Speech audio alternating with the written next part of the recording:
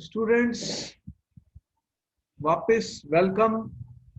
आज की क्लास जो है बहुत इम्पोर्टेंट है और हमने आपको कोलाइड्स के बारे में बताया और ये बताया कि कोलाइड्स को कैसे तुम प्रिपेयर करते हो। और आज हम बात कर रहे हैं general physical properties of the colloidal solution की। स्टूडेंट्स, ये जो कोलाइड्स होते हैं उनकी प्रॉपर्टीज किस तरह की होती हैं। जो कोलाइडल सॉल्यूशन के बारे में हमने आपको ये बताया कि जैसे स्टार्च है, जेलेटिन है, गम है, इन सब के जब हमने सॉल्यूशन बनाए तो आपने कहा कि ये कोलाइडल सॉल्यूशंस हैं, ये सॉल्व बन गए हैं। और जो कोलाइड्स होते हैं स्टूडेंट्स, उनके पार्टिकल्स का साइज तुमने कहा कि 1 to 1000 नैनोमीटर होता है। तो हमें पता है कि हमने 3 टाइप के सॉल्यूशंस पढ़े थे स्टूडेंट्स। कौन कौन सा पढ़ा था तुमने? एक तो तुमने ट्रू सॉल्यूशंस पढ़ा और सस्पेंशन के बारे में भी हमने स्टडी किया पहली क्लासेस में। और अब हम बात कर रहे हैं कोलाइड्स की। स्टूडेंट्स, तो आपने ये कहा कि इसका जो पार्टिकल्स होते हैं कोलाइड्स में, 2 चीजें होती हैं। हर बार हमने कहा एक डिस्पर्स्ड फेज और एक डिस्पर्शन मीडियम। ट्रू सॉल्यूशन में आपने कहा था सॉल्यूट और सॉल्वेंट होते हैं। यहाँ पे आपने कहा कि डिस्पर्स्ड फेज होता है और डिस्पर्शन मीडियम होता है। और जो पार्टिकल्स होते हैं उनकी वो एक हेट्रोजीनियस सिस्टम बना लेते हैं। ये हमने बताया था कि एक हेट्रोजीनियस बनता है। ये क्या होता है स्टूडेंट्स? हेट्रोजीनियस।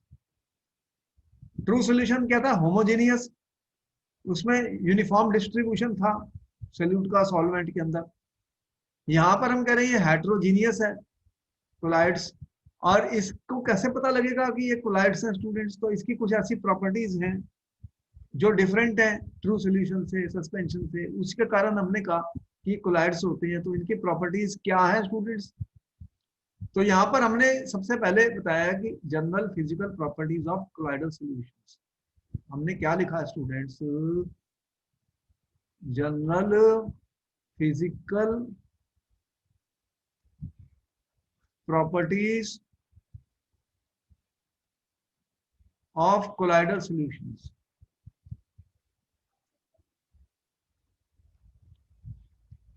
तो मैंने यहाँ पर जनरल फिजिकल प्रॉपर्टीज लिखी हैं कोलाइडल सॉल्यूशन की। देखो, सबसे पहले हमने लिखा है हेट्रोजीनियस। कि जो कोलाइडल सॉल्यूशन होते हैं स्टूडेंट्स, ये क्या है? ये हमने बताया है कि हेट्रोजीनियस होते हैं। बोलो, सही लिखा गलत? बताओ कि क्या हेट्रोजीनियस होते हैं या होमोजीनियस होते हैं कोलाइड्स? अब सॉलिड सॉलिड जैसा होता है वो होमोजेनियस नहीं हो सकता। अरे होमोजीनियस तो होता है तो कंपोजिशन यूनिफॉर्म होती है, थ्रू आउट मिक्स कर जाता है। ऐसा नहीं होता उसके अंदर। अभी इसके और भी प्रॉपर्टीज जब हम स्टडी करेंगे तो उससे प्रूव हो जाएगा ये सारा। सर ये कैसे? जो फिजिकल प्रॉपर्टीज है ये पूछ सकते हैं वाई। हाँ हाँ, ये पूछते हैं तभी तो लिख रहा है ये सारी। कोई भी क्वेश्चन आता है एग्जाम में, प्रॉपर्टीज के बारे में पता होना चाहिए कि क्या प्रॉपर्टीज है। कोई भी क्वेश्चन आता है। अब जैसे अगर मैं फिल्टर पेपर लगा दूं तो क्या ये फिल्टर पेपर में पैसे पास हो जाएंगे या नहीं होंगे? बताओ। हमने, तुम्हें पता है कि फिल्ट्रेशन एक केमिस्ट्री में हम यूज करते हैं। क्या यूज करते हैं केमिस्ट्री में? फिल्ट्रेशन। आपको पता है फिल्ट्रेशन क्या होती है? केमिस्ट्री लैब में यूज की है कभी? आपने फिल्टर पेपर सर लगाया फनल के ऊपर और उसमें से सोल्यूशन पास कर दिया, तो आपको पता है कि ये जो ट्रू सोल्यूशन होता है ये तो निकल जाएगा फिल्टर पेपर में से। और अगर आपने फिल्टर पेपर लगाया स्टूडेंट्स, ये जो केमिस्ट्री लैब में होता है filter paper, ordinary filter paper होता है, ये फनल होता है। यहाँ पे तुम क्या लगाते हो? Filter paper. ठीक है? किया तुमने कभी फिल्ट्रेशन? ये बीकर मैंने रख यस दिया सर। तो इसके अंदर सोल्यूशन बाहर आ जाता है ऊपर से जब डालते हो। तो ये कोलाइड्स का साइज भी छोटा ही है। अभी ये फिल्टर पेपर से निकल जाते हैं। जो कोलाइड्स पार्टिकल स्टूडेंट्स, उनका जो साइज है ना वो भी छोटा ही है। वो ऑर्डिनरी फिल्टर पेपर से नीचे निकल जाएंगे। लेकिन कहाँ पे रुकते हैं फिर वो? क्या डिफरेंस है? बताओ क्या डिफरेंस है? आपको मैंने बताया था सेमी परमेबल मेम्ब्रेन। बोलो, बताया था कि नहीं? याद है? Semi permeable membrane. बोलो। Yes sir. Semi permeable membrane क्या होती है? कौन कौन से एग्जांपल है तुम्हारे को बताओ, कोई सेमी परमेबल मेम्ब्रेन का कौन सी यूज की थी हमने? देखो बॉडी एनिमल की स्किन में ऐसा कुछ टाइप। एनिमल ब्लैडर का यूज किया था, सेलोफेन मेम्ब्रेन पेपर का यूज किया था। तो ये सारे क्या थे? Animal bladder, cellophane paper, parchment paper, ये सेमी परमेबल मेम्ब्रेन का काम करते हैं। इसमें से स्टूडेंट्स ये पास नहीं कर सकते कोलाइडल पार्टिकल्स। तो हम ये कह रहे हैं कि कोलाइडल पार्टिकल जो होते हैं वो रिटेन हो जाते हैं, स्टूडेंट्स रिटेन हो जाते हैं, retained bye semi permeable membrane. तो यहाँ पे देखो हमने बताया ये एनिमल मेम्ब्रेन्स होती हैं, और ये सेलोफेन पेपर जो होता है इसके अंदर से ये नहीं निकल सकते, क्योंकि यहाँ जो इनका पोर का साइज होता है बहुत छोटा होता है स्टूडेंट्स, एनिमल मेम्ब्रेन और सेलोफेन मेम्ब्रेन। इनके जो पोर्स होते हैं ना वो इससे भी छोटे होते हैं, तो इसलिए वो उससे नहीं निकल पाते। और कुछ बात इंपॉर्टेंट है, जो कलर ऑफ कोलाइडल सोल्यूशन भी होता है, जो कोलाइडल सोल्यूशन होते हैं स्टूडेंट का कोई कलर आ जाता है। अब कलर क्यों आता है? तो ये कलर किसके ऊपर डिपेंड करता है, इसके बारे में हम आगे डिस्कशन करने जा रहे हैं इसकी प्रॉपर्टीज में। तो ये जो लाइट होती है ना स्टूडेंट, लाइट तुम्हें पता है कि लाइट में कितनी वेवलेंथ है? जो व्हाइट लाइट समझो तो उसमें कितनी वेवलेंथ है? 7 कलर्स तुम कहते हो 7। विजिबल होते हैं, तो अलग अलग वेवलेंथ होती है सब कलर्स की। तो पार्टिकल का जब साइज चेंज हो जाता है स्टूडेंट्स, तो वो जो वेवलेंथ होती है डिफरेंट एब्जॉर्ब करता है। होता क्या है कि जब पार्टिकल्स होते हैं, जो भी पार्टिकल होते हैं, जब लाइट पार्टिकल्स के ऊपर गिरती है स्टूडेंट, ये जो लाइट पार्टिकल के ऊपर गिरेगी तो कुछ तो एब्जॉर्ब होगी और कुछ ट्रांसमिट होगी स्टूडेंट्स। तो जब लाइट, इसके साइज के ऊपर डिपेंड करता है कि कौन सी लाइट ट्रांसमिट होगी, कौन सी एब्जॉर्ब होगी, इसीलिए उनका कलर भी चेंज होता रहता है कोलाइडल पार्टिकल्स का। क्योंकि उनका साइज चेंज हो जाता है तो उनका कलर भी चेंज हो जाता है। ये हम बताएंगे तुम्हें। जैसे सिल्वर पार्टिकल्स जो होते हैं, अगर सिल्वर का सॉल है स्टूडेंट, सिल्वर का सॉल है, अगर कोई कोलाइडल सोल्यूशन सिल्वर का है, अगर 150 नैनोमीटर है इसका साइज पार्टिकल का, तो ये वायलेट दिखता है स्टूडेंट्स। क्या दिखता है? वायलेट। और अगर इनका साइज वायलेट है और अगर इसका साइज 60 नैनोमीटर होता है स्टूडेंट, 60 नैनोमीटर, तो ये ऑरेंज येलो सा दिखता है। तो कलर चेंज हो गया। क्यों चेंज हुआ बताओ? Size of the particle change हो गया। लाइट जब किसी चीज के ऊपर गिरेगी स्टूडेंट, पार्टिकल पर, कुछ एब्जॉर्ब होगी, कुछ ट्रांसमिट होगी, तो जब ये चेंज हो जाएंगी वेवलेंथ तो कलर भी चेंज हो जाएगा। इसके बारे में और भी डिस्कशन अभी करेंगे, इसके बारे में और भी हम करेंगे। अब सॉल्यूशन के चैप्टर में तुमने मेरे से पढ़ा था कोलिगेटिव प्रॉपर्टीज, बोलो पढ़ा था? बताओ what are yes colligative sir. Properties? Solution के चैप्टर में स्टूडेंट्स आपने पढ़ा colligative properties. Now I ask you this question students, what are colligative properties? बताओ कोलिगेटिव प्रॉपर्टीज क्या होती है? Sir lowering in vapour pressure वगैरह। हाँ, ये किसके ऊपर डिपेंड करती थी? कोलिगेटिव प्रॉपर्टीज तुमने कहा था वो प्रॉपर्टीज होती हैं जब आप कोई चीज ऐड कर देते हो सॉल्वेंट में, तो सॉल्यूशन में जब सॉल्यूट ऐड कर देते हो सॉल्वेंट में, तो आपने कहा ये नंबर ऑफ पार्टिकल्स के ऊपर डिपेंड करती है। किसके ऊपर डिपेंड करती है? याद आ गया यस सर। कि जिसके पास ज्यादा पार्टिकल्स हैं तो लोअरिंग इन वेपर प्रेशर बताया था हमने, freezing, lowering in vapour pressure, depression in freezing point students, elevation in boiling points बताया था, और ऑस्मेटिक प्रेशर बताया था। हमने कहा था कि ये डिपेंड करती है नंबर ऑफ पार्टिकल्स के ऊपर। अब यहाँ पर क्या होता है, कोलाइड्स कैसे बने थे तुम्हें जब मैंने बताया कि वो कोलाइड्स कैसे बन रहे हैं, तो तुमने देखा था कि जो मल्टी मॉलिक्यूलर कोलाइड्स थे वो आपस में छोटे छोटे पार्टिकल जुड़ जाते हैं। जब छोटे छोटे पार्टिकल जुड़ के बड़ा पार्टिकल बना देंगे तो क्या होगा स्टूडेंट्स? तो नंबर ऑफ पार्टिकल्स कम हो जाएंगे as compared to true solution. बोलो कम होंगे या ज्यादा होंगे? कम हो जाएंगे, क्योंकि वो इकट्ठे होकर बड़ा पार्टिकल बना देते हैं। बोलो सही है भाई? Yes sir. ये छोटे छोटे पार्टिकल्स थे बहुत सारे, ये आपस में मिलने के बाद एक बड़ा पार्टिकल बना दिया। वो उसका साइज कोलाइडल पार्टिकल जैसा हो गया, तो नंबर ऑफ पार्टिकल्स कम हो गए। तो जब नंबर ऑफ पार्टिकल्स कम हो गए तो जो कोलिगेटिव प्रॉपर्टीज आप स्टडी करते हो स्टूडेंट्स, उनका मैग्नीट्यूड भी कम हो जाएगा। मतलब इनकी जो कोलिगेटिव प्रॉपर्टीज हैं वो लेस हैं, उसका जो वैल्यू है वो लेस है as compared to true solutions. क्या बताया मैंने, वैल्यू क्या है, लेस या मोर, लेस है। इनकी जो वैल्यूज होंगी स्टूडेंट्स कोलिगेटिव प्रॉपर्टीज की, वो लेस होंगी as compared to true solution. बोलो बात समझ में आई? Yes sir. क्योंकि इनका नंबर ऑफ पार्टिकल्स कम हो जाएगा, ये एग्रीगेट बन जाएंगे, इकट्ठे हो जाएंगे, तो नंबर ऑफ पार्टिकल्स लेस हो जाएंगे, इसलिए इनकी जो हम प्रॉपर्टी को स्टडी करेंगे कोलिगेटिव्स की student, osmotic pressure, vapour pressure, freezing point, वो वैल्यू लेस हो जाती है, इसलिए कोई खास इंपॉर्टेंट नहीं है इनकी स्टडी करना कोलिगेटिव प्रॉपर्टीज को। देखो कोई भी चीज आप मेजर करते हो, अगर उसका मैग्नीट्यूड बहुत कम है तो फिर इतना बड़ा इंपॉर्टेंस खत्म हो जाता है उसका। जितना मैग्नीट्यूड चेंज ज्यादा होता है स्टूडेंट्स, उतना ही उसको ज्यादा स्टडी करना इजी होता है, और हम इजीली हमारे पास होते हैं ऑपरेटर्स जिससे हम कर लेते हैं। ये समझ में आ गई स्टोरी?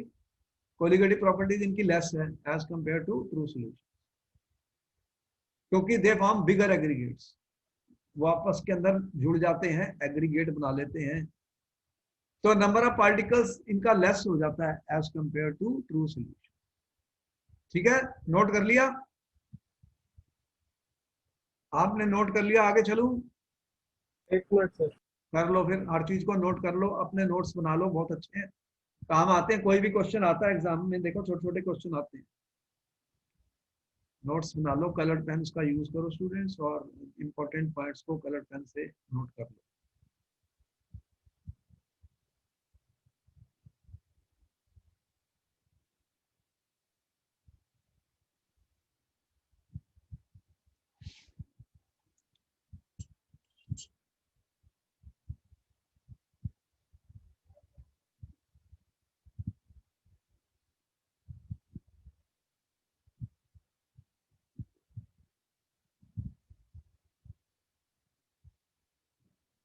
हो गया नोट? Yes sir. अच्छा, okay, let us move further students. अब देखो एक बहुत इंपॉर्टेंट क्वेश्चन है पेपर में, ये आने वाला है, टिंडल इफेक्ट। नो, आपने कभी टिंडल इफेक्ट सुना है? 9th 10th 11th 12th में कहीं पढ़ा है स्टूडेंट्स टिंडल इफेक्ट क्या होता है? देखो जैसे बड़े बड़े टॉल ट्रीज होते हैं, और मॉर्निंग में जब सन निकलता है तो देखते हो कि उनके बीच में से लाइट की जो बीम आ रही होती है वो विजिबल, उसका पाथ विजिबल हो जाता है स्टूडेंट्स। क्या होता है? पाथ विजिबल हो जाता है। तो जैसे डार्क रूम है कोई, और उसमें कोई पिन होल है, तो जब सन रेज निकलती है तो वो उसका पाथ विजिबल हो जाता है। आपने देखा होगा सिनेमा हॉल्स में क्या होता है, ऊपर प्रोजेक्टर से जब लाइट आती है स्क्रीन के ऊपर, तो ऊपर दिखता है ना एक डस्ट से पार्टिकल्स, ऐसे लाइट का पूरा एक पाथ दिखता है।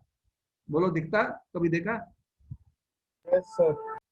तो ये इसी को टिंडल इफेक्ट कहते हैं स्टूडेंट्स, और ये टिंडल साइंटिस्ट ने मतलब ऑब्जर्व किया था, तो उसी के नाम से ये चल रहा है। तो टिंडल इफेक्ट क्यों होता है स्टूडेंट, ऐसा क्यों होता है? बताओ तुम, ऐसा क्यों होता है? स्काई ब्लू क्यों है? बताओ, स्काई आपकी ब्लू है क्या? एक्चुअल में ब्लू होती है? आप क्या समझते हो? आप ऊपर देखते हो आसमान नीला दिखता सर ऊपर से व्हाइट लाइट आती है, ब्लू लाइट की क्या कहते हैं वेवलेंथ, वो हमें मैटर दिख जाती है आराम, इसलिए ब्लू दिखता है। है, इसको क्या बोलते हैं? Scattering of light. आपको बात समझ में आई? ये जो कोलाइडल पार्टिकल्स होते हैं, जो कि डस्ट पार्टिकल्स कह रहे हो तुम, एयर में और भी बहुत सारे पार्टिकल्स होते हैं एयर के अंदर। एयर के अंदर क्या होते हैं? ये डस्ट पार्टिकल्स तुमने कहा, और भी एयर के अंदर पार्टिकल्स हैं, तो वो क्या करते हैं? लाइट को स्कैटर कर देते हैं। जब लाइट को स्कैटर कर देते हैं स्टूडेंट्स, तो उसी को ही टिंडल इफेक्ट कहते हैं। उसको क्या बोलते हैं? Tyndall effect. तो पाथ जो होती है लाइट की बीम की, वो विजिबल हो जाती है। तो ये किसके ऊपर डिपेंड करता है स्टूडेंट्स? ये डिपेंड करता है size of the colloidal particles. जो साइज है पार्टिकल्स का वो कितना है, और जो वेवलेंथ ऑफ लाइट है उसके ऊपर डिपेंड करता है स्टूडेंट्स, क्योंकि ट्रू सोल्यूशन तो दिखाते नहीं ये इफेक्ट। देखो ट्रू सोल्यूशन के अंदर अगर मैं टॉर्च लाइट पास करूं तो कुछ भी नहीं दिखता, लेकिन कोलाइडल सोल्यूशन में अगर मैं पास करूं तो मेरे को उसका पाथ विजिबल हो जाता है स्टूडेंट्स। तो Tyndall effect is nothing but the scattering of light by particles present in the colloidal solutions when viewed at right angles to the passage of light। देखो यहाँ पर एक लाइट की सोर्स है, ठीक है, ये मेरा कन्वेक्स लेंस है, ये कोलाइडल पार्टिकल के ऊपर गिरी, ये कोलाइडल पार्टिकल है, दिख रहा है ये तुम्हें डायग्राम? ये स्कैटर हो गई लाइट, क्या हुई है, स्कैटर हो गई है, ये देख रहे हो स्कैटर्ड हो गई है, और ऊपर मैंने एक माइक्रोस्कोप लगा दिया, अल्ट्रा माइक्रोस्कोप। तो इससे मेरे को ये मैंने देख लिया इसको, तो मुझे क्या दिखता है, एक टिंडल कोन, कौन सा दिखता है, ब्राइट कौन सा दिखता है स्टूडेंट्स, उसे टिंडल कोन कहते हैं। तो अब क्वेश्चन ये आया, व्हाट इज टिंडल इफेक्ट, क्या लिखोगे, नोट कर लो, यहाँ पे हमने लिखा है Tyndall effect is the scattering of light by particles present in the colloidal solution when viewed at right angles to the passage of light। लेकिन इसकी कोई कंडीशंस होती हैं स्टूडेंट्स, अगर वो कंडीशन फुलफिल नहीं होंगी तो Tyndall effect ऑब्जर्व नहीं होगा। ये देखो, viewed at right angles to the passage of light, the path of beam is illuminated by a bluish light। This effect was first observed by Faraday and later by Tyndall and is known as Tyndall effect। The bright cone of light is called Tyndall cone। इसको note कर लो, इसको note कर लो students, फिर आगे चलता हूँ।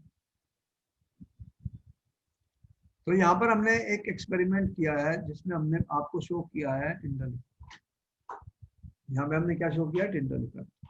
ये light है, ये स्कैटर कर दी कोलाइडल पार्टिकल ने, और मैंने माइक्रोस्कोप लगाया एट राइट एंगल्स, तो मेरे को ऑब्जर्व हो रहा है।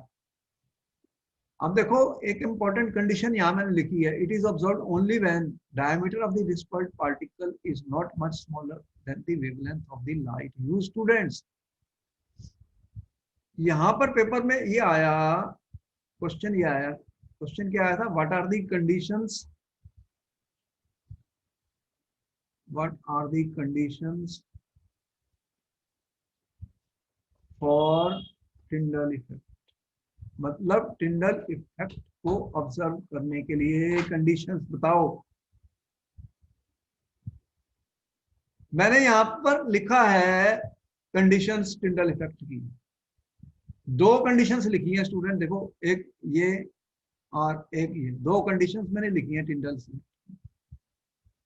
यहाँ पे मैंने दो कंडीशंस लिखी हैं टिंडल इफेक्ट की स्टूडेंट्स। क्या लिखा पहले, the diameter of the dispersed particle is not much smaller than the wavelength of the light।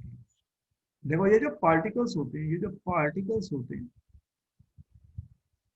इनका साइज होता है स्टूडेंट, मतलब साइज में डायमीटर से कह रहा हूँ, उनका कोई डायमीटर है, अगर ये स्फेरिकल मैं मान लेता हूँ तो इनका कोई डायमीटर होगा। डायमीटर क्या होता है, साइज ही तो बता रहा है। It should not be much smaller than the wavelength of light। और जो wavelength of light, जो wavelength of light है स्टूडेंट्स, और जो ये डायमीटर है, ये ऑलमोस्ट सेम इक्वल होने चाहिए। बात समझ में आई कि पार्टिकल का साइज और वेवलेंथ ऑफ जो लाइट है तब ऑलमोस्ट इक्वल होने चाहिए, तब जाके ये इफेक्ट मुझे दिखेगा। होता क्या है कि ट्रू सोल्यूशन में नहीं दिखा, क्योंकि उसके पार्टिकल का साइज छोटा है या बड़ा कोलाइडल से, बताओ बताओ, ट्रू सॉल्यूशन में पार्टिकल्स का साइज कोलाइडल से छोटा है या बड़ा है, क्या जवाब दिया?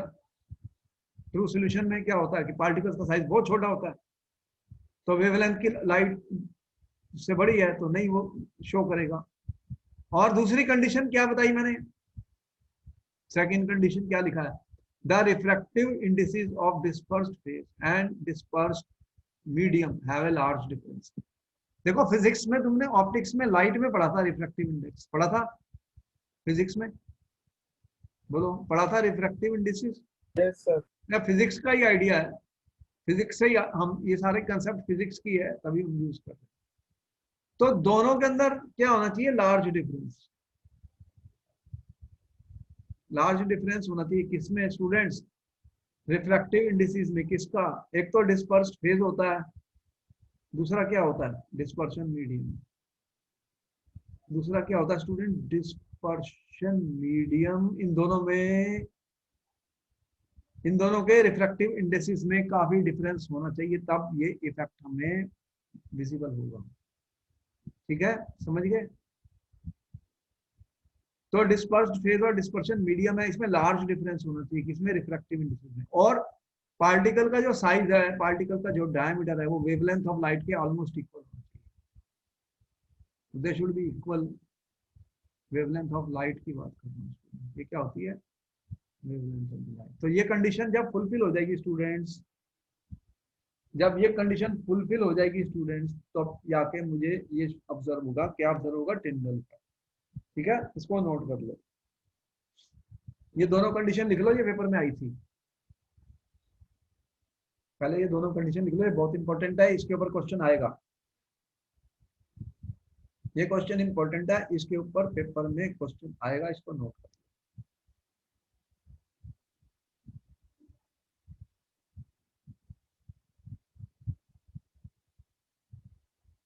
When you have noted, you will let me know. ठीक है, जब तुमने नोट कर लोगे तो मुझे बता देना, फिर मैं आगे चलता हूँ।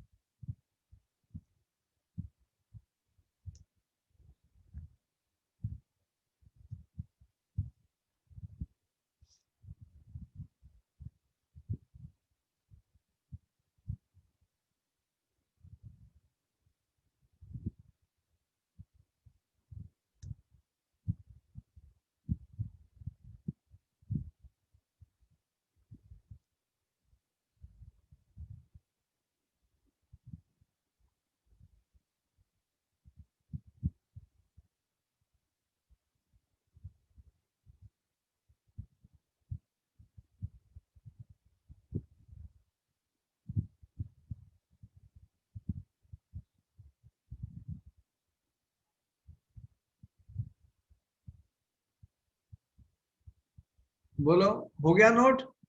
Yes sir.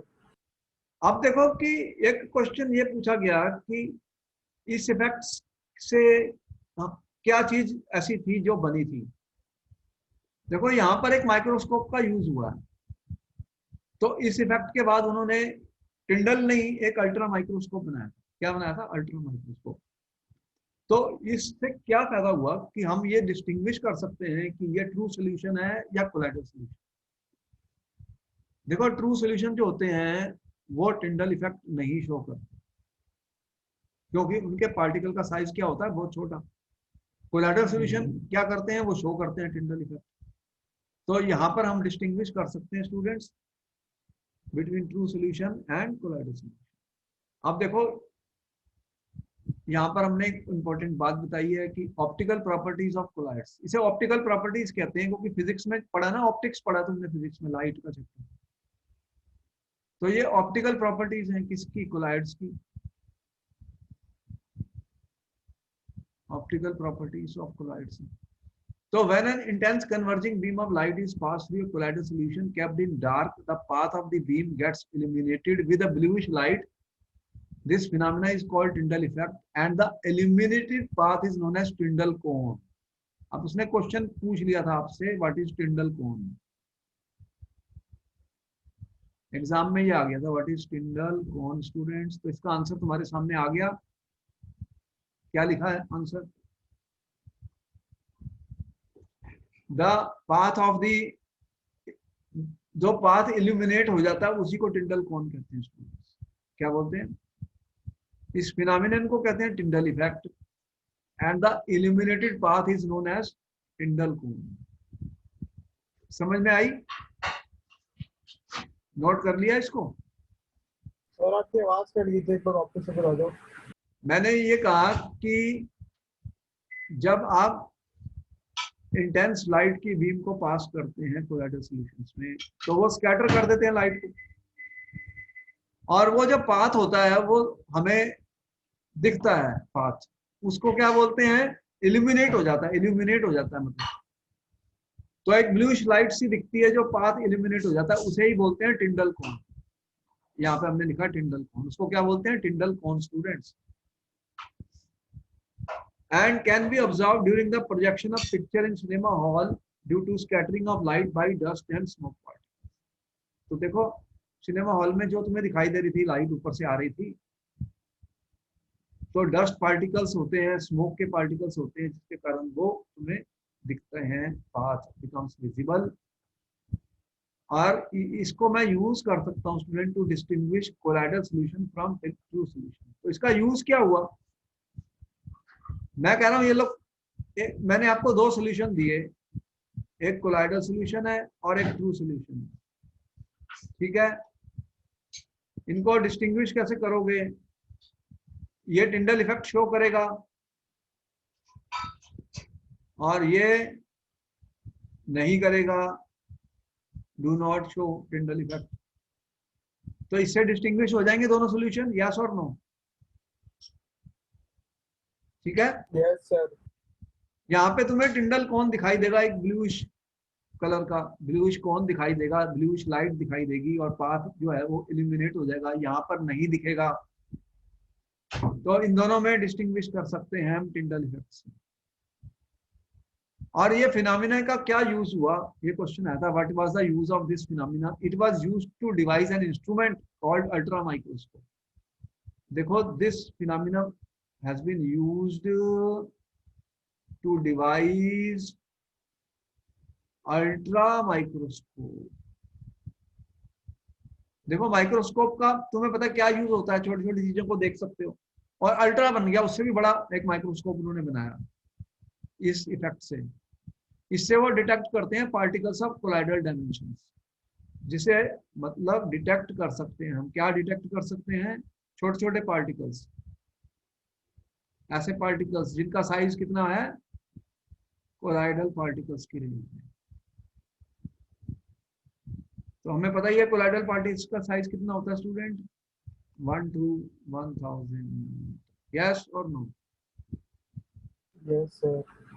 And colloidal effect also proves student that colloidal systems are heterogeneous in nature. एक और इम्पोर्टेंट पॉइंट बता सर दिया। माइक्रोस्कोप वाला पॉइंट एक बार वापस से बता दो। देखो इससे क्या फायदा हुआ कि हमने एक अल्ट्रा माइक्रोस्कोप को डिवाइस किया। किस लिए किया? टिंडल इफेक्ट को देखने के लिए। डायग्राम दिखाई दी नहीं पीछे, क्या लगा हुआ था ऊपर? माइक्रोस्कोप। तो राइट एंगल्स पे हमने ब्लूइश कौन देखी, जिसे हमने टिंडल कौन बोला। तो एक बार ये इंस्ट्रूमेंट जो बना लिया हमने, इससे हम क्या देख लेंगे कि जो छोटे छोटे पार्टिकल्स होते हैं कोलाइडल साइज की, वो हमें इससे दिख सकते हैं। किससे? अल्ट्रा माइक्रोस्कोप से। ठीक है। और क्योंकि स्कैटरिंग ऑफ लाइट हो गई है, तो इसका मतलब ये है कि ये हेटेरोजीनियस इन नेचर है। ट्रू सॉल्यूशन तो होमोजीनियस होता है, लेकिन वो टिंडल इफेक्ट शो नहीं करता। लेकिन यहाँ पर टिंडल इफेक्ट ये स्कैटरिंग कर रहे हैं लाइट की, तो इसका मतलब कोई ना कोई पार्टिकल्स हैं डिस्पर्शन मीडियम में। तो दो सेपरेट लेयर्स बनी हुई हैं एक तरीके से, किसकी? एक डिस्पर्स फेज की और एक डिस्पर्शन मीडियम की, जिसके कारण ये टिंडल इफेक्ट शो होता है। ये भी ये प्रूव करता है, क्या प्रूव करता है? कि colloidal systems are heterogeneous in nature. तो ये भी हमने प्रूव कर दिया, experimental evidence. What we are saying, student, this is experimental evidence that colloidal solutions are, colloidal solution जो है हमारे colloids जो हैं वो heterogeneous हैं। क्या है? heterogeneous in nature। तो इसको भी नोट कर लो, फिर आगे चलता हूँ। ये सारा नोट कर लो, बहुत इंपॉर्टेंट है, इसके ऊपर क्वेश्चन आते हैं हर साल और कभी भी आएंगे क्वेश्चन टिंडल इफेक्ट के ऊपर।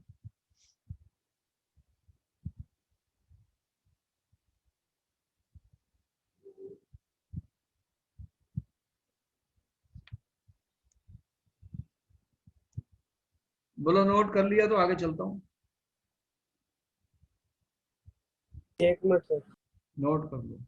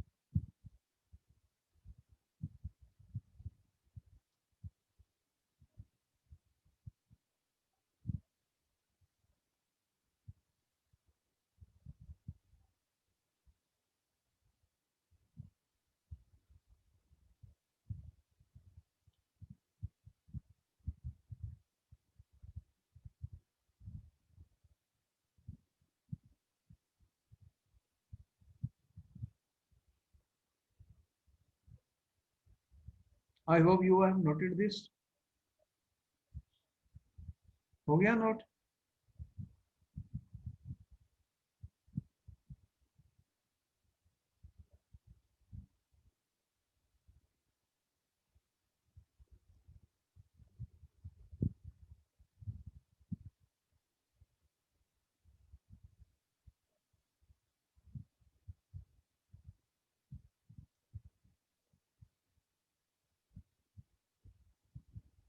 Can I proceed further? Yes sir. Okay. अब इम्पोर्टेंट बात बता रहे हैं कि इसके ऊपर भी क्वेश्चन पेपर में आ चुका है। जो कलर होता है, कोलाइडल सॉल्यूशन जो होते हैं स्टूडेंट, वो कलर्ड होते हैं। अब ये कलर किसके ऊपर डिपेंड करता है? देखो, जो लाइट स्कैटर हो रही है उसकी वेवलेंथ के ऊपर डिपेंड करता है। ठीक है, मतलब आपके पास पार्टिकल्स हैं, ठीक है, उनका कोई साइज है, तो अगर साइज चेंज हो जाएगा स्टूडेंट्स, नेचर चेंज हो जाएगी पार्टिकल्स की, तो क्या होगा? अगर साइज और नेचर पार्टिकल्स का चेंज हो जाएगा स्टूडेंट, तो जो वेवलेंथ ऑफ द लाइट आ रही है, वेवलेंथ ऑफ द लाइट, ठीक है, तो वो क्या होगी, फिर वो चेंज हो जाएगी। जो वेवलेंथ स्कैटर हुई, जो वेवलेंथ स्कैटर हुई उसकी वो चेंज हो जाएगी, तो उससे क्या होगा स्टूडेंट? तो कलर चेंज हो जाएगा। क्या हो जाएगा? कलर चेंज हो जाएगा। ये क्वेश्चन इंपॉर्टेंट है, ये आया था। जैसे, और ये इसके ऊपर भी डिपेंड करता है, इसके ऊपर भी डिपेंड करता है student, the manner in which, it also depends student the manner in which observes the light। अब मतलब समझ में आया इसका मैंने क्या कह रहा हूं? देखो कि ये भी डिपेंड करता है कि आप रिफ्लेक्टेड लाइट को ऑब्जर्व करते हो स्टूडेंट्स, या कि ट्रांसमिटेड लाइट को देखते हो। इससे भी कलर चेंज दिखेगा, तुम्हें कलर डिफरेंट दिखेगा। जैसे कि देखो यहाँ पर हमने कहा है मिल्क एंड वाटर, ठीक है, मिल्क एंड वाटर क्या है? एक कोलाइडल सॉल्यूशन है, बताओ यस और नो? Yes sir. के पास मिल्क है, वाटर, ठीक है जी। अब जब इसके अंदर लाइट गई स्टूडेंट्स, इसके अंदर से लाइट पास कर दी, अगर मैं रिफ्लेक्टेड लाइट को देखूंगा, अगर मैं रिफ्लेक्टेड लाइट को ऑब्जर्व करूंगा student, if I will observe the reflected light students, तो ये ब्लू दिखता है, ब्लू दिखता है। और if I observe the transmitted light students, तो ये सोल्यूशन मुझे रेड दिखता है। तो इसका मतलब जो कलर होता है students, it also depends the manner in which you observe the light.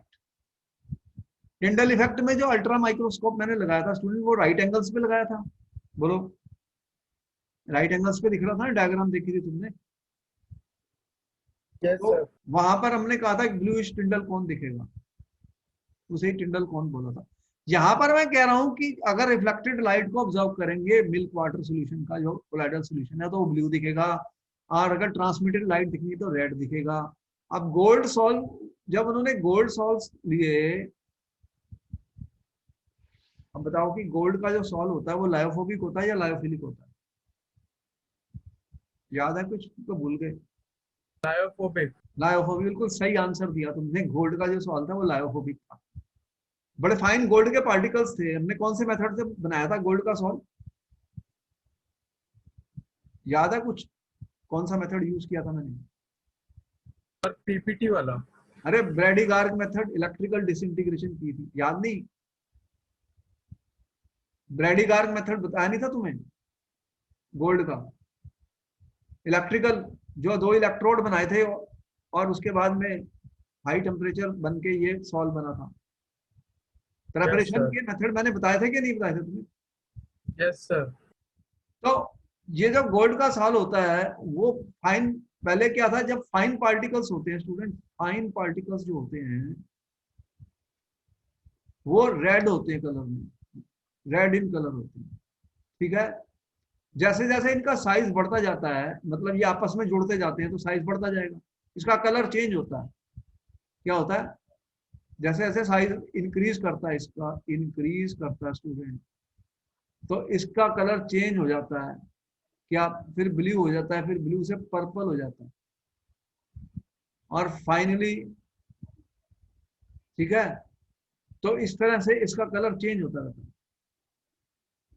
Colour changes from red, blue, purple, और फाइनली गोल्ड, जो येलो कलर सा होता है गोल्ड। अपने आप कैसे साइज इंक्रीज हो जाता है? एग्रीगेट अपने करके? आप, और जब पार्टिकल्स होते हैं वो आपस में एग्रीगेट फॉर्म कर लेते हैं, उनका साइज चेंज हो जाता है स्टूडेंट्स, पड़े पड़े, तो इससे कारण उनका कलर चेंज हो जाता है। ये क्वेश्चन आया था कि गोल्ड के सॉल्ट का कलर क्यों चेंज हो जाता है स्टूडेंट्स। तो हमने क्या बताया कि वो पार्टिकल जो होते हैं डिस्पर्स्ड होते हैं स्टूडेंट्स, उनका साइज साइज होता है ना, वो बढ़ जाता है। तो साइज बढ़ जाएगा तो कलर भी चेंज हो जाएगा। तो कौन से दो फैक्टर बताए ना जो कलर के लिए, क्या क्या बताया? साइज, साइज अगर चेंज हो जाएगा तो क्या होगा, कलर चेंज हो जाएगा। दूसरा क्या बताया, कहाँ किस तरफ से ऑब्जर्व करते हो लाइट को, किस तरफ से लाइट को ऑब्जर्व करते हो तभी कलर चेंज दिखता है। तो दो ही चीजें बताई हैं कलर के लिए।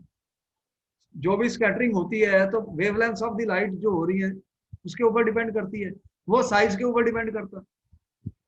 अगर पार्टिकल का साइज या पार्टिकल की नेचर चेंज हो जाएगी तो नेचुरली है कि वेवलेंथ जो लाइट है वो भी चेंज हो जाएगी जो स्कैटर हो रही है, तो उससे क्या होगा, फिर कलर भी हमें डिफरेंट दिखाई देगा।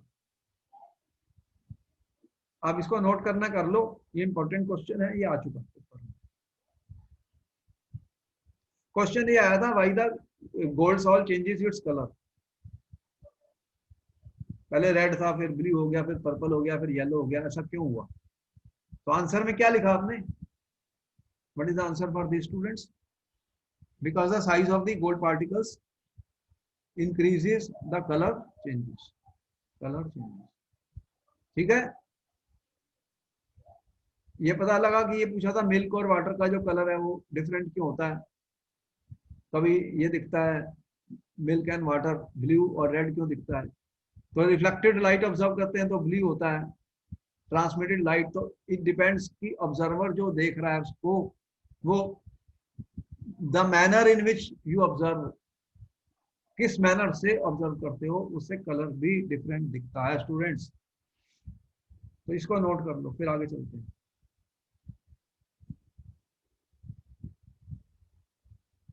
तुमने देखा है कभी बहुत बड़ी लेक्स देखी है तुमने, जो लेक्स होती है, जैसे कहीं ऐसी जगह गए हो जहाँ लेक्स होती है बहुत लंबी चौड़ी, देखिए, उनका कलर देखा, वो कलर दिखती है, ब्लू सी कलर दिखती है, और फिर ऐसा कई बार लगता है कलर चेंज हो रहा है उनका, क्या देखोगे, उनका कलर चेंज होता रहता है। तो ऐसा क्यों होता है नो स्टूडेंट्स? सर। नहीं देखा तो कभी देखना, नेचुरल वे में जाकर देखना, जो लेक्स होती है, तो ऐसा लगता है कि इनका कोई कलर ब्लू सा कलर दिखता है कई बार, और फिर देखता है कि चेंज होता है, तो ये स्कैटरिंग ऑफ लाइट होती है स्टूडेंट, उसके अंदर जो पार्टिकल्स होते हैं ना, पार्टिकल्स, वो लाइट को स्कैटर करते हैं, तो उसके कारण वो कलर दिखता है। उसके कारण क्या दिखता है, वो कलर दिखते हैं। पानी का कोई कलर थोड़ी होता है, बताओ, पानी तुम पीते हो उसका कलर दिख रहा है तुम्हें कोई?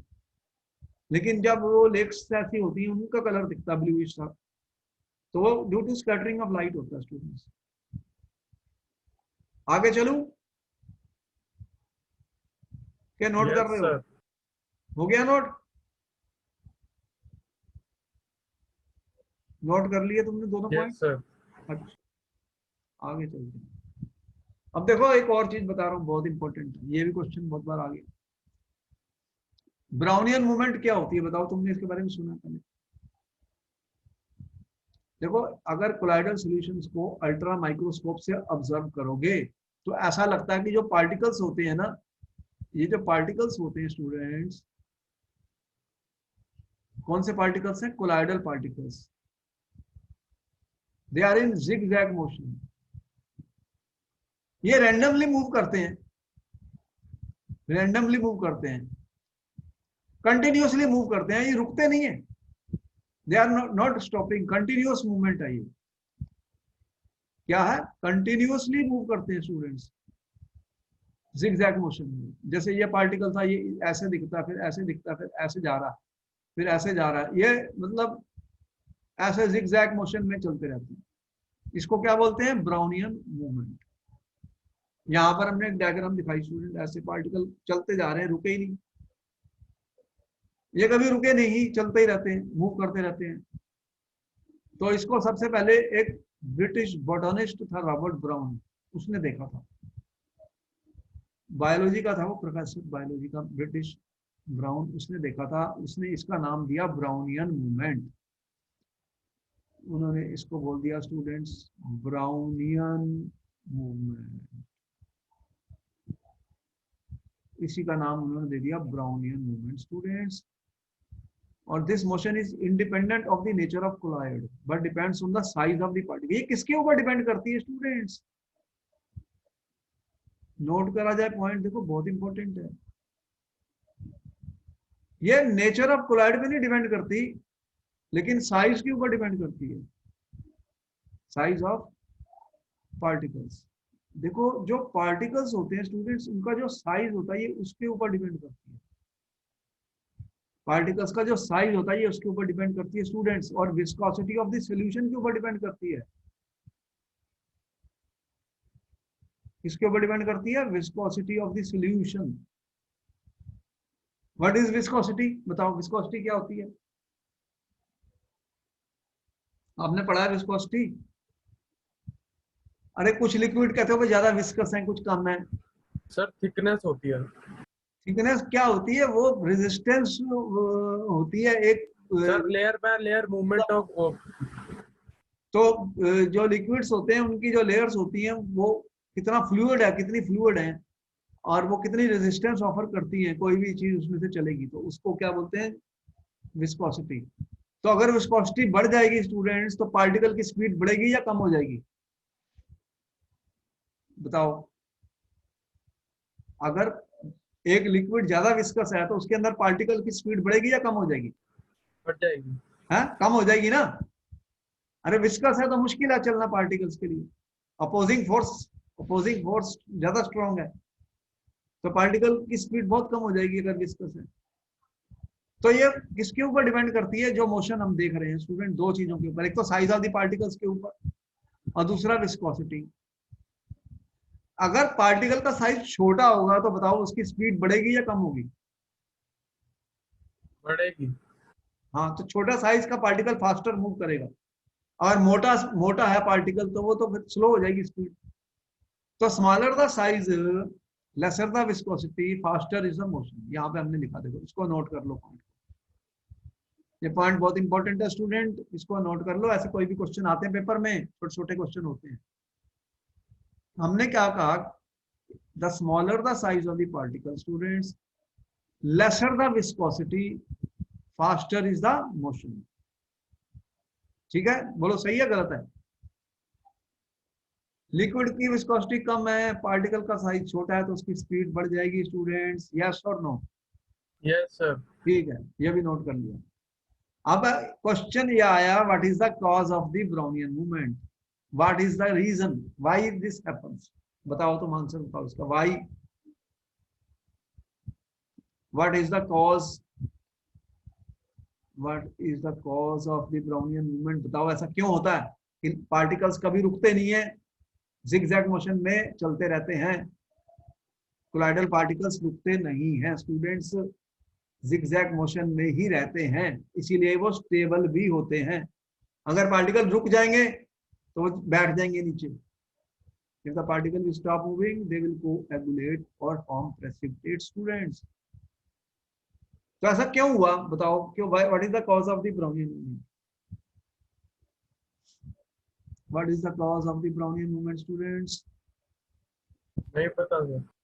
देखो कि आपके पास ये पार्टिकल्स हैं, इसको क्या बोलते हैं? Dispersed phase.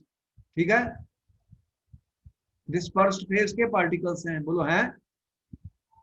Yes sir. लेकिन मीडियम के भी पार्टिकल्स हैं, डिस्पर्शन मीडियम भी है इसके अंदर, है ना मीडियम, जिसके अंदर ये हमने इसको डिस्पर्स किया है। वो जो पार्टिकल्स होते हैं मीडियम के, वो इनको हिट करते हैं, बम्बार्ड करते हैं स्टूडेंट, क्या करते रहते हैं? बम्बार्ड करते रहते हैं। ये पार्टिकल है, इसको बम्बार्ड कर रहे हैं, किसके पार्टिकल्स?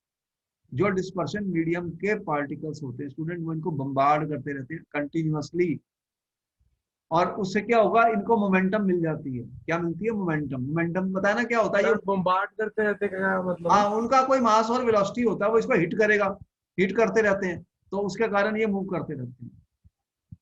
सर वो सॉल्यूशन के पार्टिकल्स एक दूसरे को हिट करते हाँ रहते हाँ, हैं। वो अनइक्वल बम्बार्डमेंट कहते हैं उसको, स्टूडेंट्स बम्बार्ड करते रहते हैं, मतलब इनके ऊपर टकराते रहते हैं। जब कोई पार्टिकल्स इनको टकराते रहेंगे तो मोमेंटम को ट्रांसफर होती रहेगी, और इसलिए पार्टिकल्स क्या करते रहेंगे, मूव करते रहेंगे स्टूडेंट्स कंटिन्यूअसली। समझ आई? अरे इस पार्टिकल को दूसरे पार्टिकल हिट कर रहे हैं, किसके? ये मीडियम के, तो क्या होगा फिर? ये मूव कर जाएगा, और क्योंकि अनइक्वल है फोर्स, तो उसे ये मूव करते रहते हैं ऐसे, कभी इधर कभी उधर, तो वो इनको हिट करते रहते हैं दूसरे जो पार्टिकल्स। कौन से वाले? डिस्पर्शन मीडियम के, जैसे कि हमने ये बताया। अब ये डिस्पर्शन मीडियम का पार्टिकल है ऐसे, तो वो इनको हिट कर रहे हैं, इसको हिट कर रहे हैं, डिस्पर्शन मीडियम वाले क्या कर रहे हैं, हिट कर रहे हैं, तो उससे क्या होगा, ये मोमेंटम ट्रांसफर हो जाएगी, तो ये फिर मूव करते रहेंगे। समझ में आई? दो पार्टिकल सर सर जिगजैग में ही क्यों मूव करते हैं, और कोई वो क्यों नहीं हो सकता? है, क्या है? सर ऐसे जेड उसमें फॉर्मेशन में क्यों मूव अरे करते कहीं हैं, भी ऐसे मूव गोल करेंगे, रैंडम रैंडम मूवमेंट होती है, कहीं भी जाएंगे। जब वो कहीं से भी हिट होते हैं तो क्या करेंगे वो? बहुत छोटे छोटे पार्टिकल बहुत नजदीक होते हैं, दूर दूर थोड़ी है। एक को मारेगा, इधर को मारेगा, इधर को मारेगा, कभी इधर जाएगा कभी उधर, और क्या करेगा? सोल्यूशन के अंदर कहीं भी जाएगा, सोल्यूशन के अंदर वो कहीं भी जा सकता है, रुकेगा थोड़ी। सारे सोल्यूशन में घूम रहा है, तो क्या करेंगे फिर? वो रैंडम मोशन सर सर ये क्लियर नहीं है सर, ये ऐसे जिगजैग मोशन वाला। है। सर ये ब्राउनियन मूवमेंट क्यों होती है ना, वो क्लियर नहीं है ढंग से। ब्राउनियन मूवमेंट इसलिए होती है कि ये जो कोलाइडल पार्टिकल्स हैं, इनको हिट कर रहे हैं डिस्पर्शन मीडियम के पार्टिकल्स, तो क्योंकि ये इनको बार बार हिट करते हैं, तो वो इनको अंदर एक मोमेंटम को ट्रांसफर कर देते हैं स्टूडेंट, इसलिए ये मूव करते रहते हैं। बस इतना ही, और कुछ भी नहीं। अरे दो चीजें टकराएंगी तो क्या होगा बताओ? ये कंटिन्यूअसली टकराते रहते हैं, तो वो जो उनकी टक्कर चल रही है कंटिन्यूअसली, उससे क्या होगा? बहुत सारे पार्टिकल्स होते हैं, एक थोड़ी होता है, बहुत सारे होते हैं, बहुत सारे बम्बार्ड कर रहे हैं, तो अनइक्वल बम्बार्डमेंट होती है, कभी इधर को जाते हैं, कभी इधर को जाते हैं, कभी इतने सारे पार्टिकल इसको धक्का मार रहे हैं तो ये इधर चले जाएगा, इधर से धक्का मारा तो इधर चले गया, इधर बहुत सारे पार्टिकल आए, उन्होंने इससे टकराए तो उधर चले गए, इस तरह से मूव करते रहे। समझ आई? Yes sir. अब ब्राउनियन मूवमेंट क्या होता है कि इसी के कारण जो सॉल्व होता है, जो सॉल्व होता है वो स्टेबल हो जाता है, क्योंकि ये पार्टिकल्स कभी रेस्ट पर नहीं आते और ये चलते रहते हैं, नहीं तो ग्रेविटेशनल फोर्स इनको अट्रैक्ट कर लेगी और ये नीचे बैठ जाएंगे, तो इसी का कारण वो सेटल नहीं होते। They do not settle students, मतलब वो नीचे नहीं बैठते, नहीं तो ग्रेविटेशनल फोर्स उन्हें अट्रैक्ट कर रही है, लेकिन क्योंकि ये चलते रहते हैं तो वो नीचे नहीं बैठते, इसी के कारण वो स्टेबल होते हैं स्टूडेंट, ये कह रहे हैं। क्या होते हैं? स्टेबल। सर अगर कंटिन्यूअस मूवमेंट हुई तो फिर स्टेबल कैसे होगा ये चीज कोई भी? अगर वो मूव नहीं करेंगे तो फिर क्या हम नीचे ग्रेविटेशनल फोर्स से बैठ जाएंगे नीचे? अरे इसके, ये कंटेनर है तुम्हारा, इसके अंदर पार्टिकल्स हैं, वो अगर नीचे बैठ गए सारे तो फिर क्या हो गया? वो बस कोएगुलेट हो गया, तो फिर कोलाइडल सॉल्यूशन कहाँ रहा वो? जब ये सॉल्यूशन में है तो वो कोलाइडल सॉल्यूशन है, नीचे आ गए तो उसे क्या बोलते हैं? प्रेसिपिटेशन। वो तो सस्पेंशन बन गई, फिर वो नीचे बैठ गए, ग्रेविटेशनल फोर्स तो नीचे खींचेगी लेकिन ऊपर टकराते रहते हैं, वो हिलते रहते हैं, मूव करते रहते हैं, इसलिए वो नीचे नहीं बैठते, इसलिए वो स्टेबल होते हैं, ये कह रहे हैं। समझ आई बात? Yes sir. तो ठीक है, फिर आज का लेक्चर यहाँ खत्म हुआ, और ये सर इंपॉर्टेंट ये point. Sir cause of Brownian movement एक बार वर्ड्स में लिखवा दो, ये वाली थोड़ी लैंग्वेज अजीब सी लग रही है।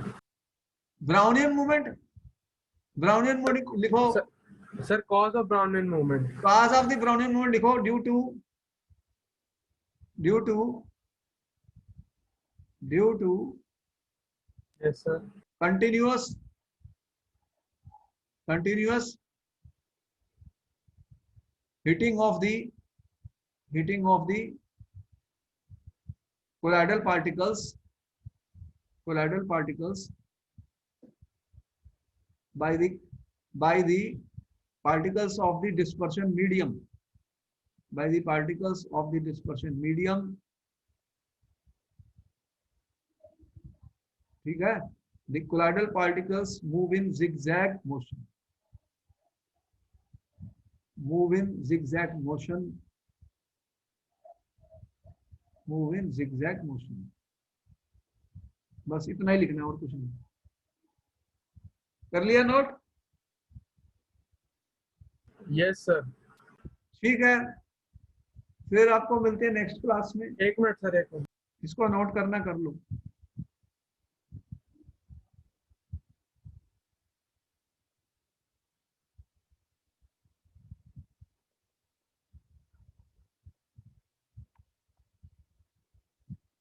सर. हाँ सर किसी और बारे में भी बात करनी थी. क्या कह रहे हैं? सर किसी और बारे में बात करनी थी इसको.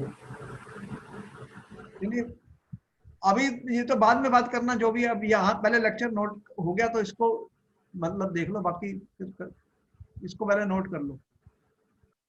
ठीक है.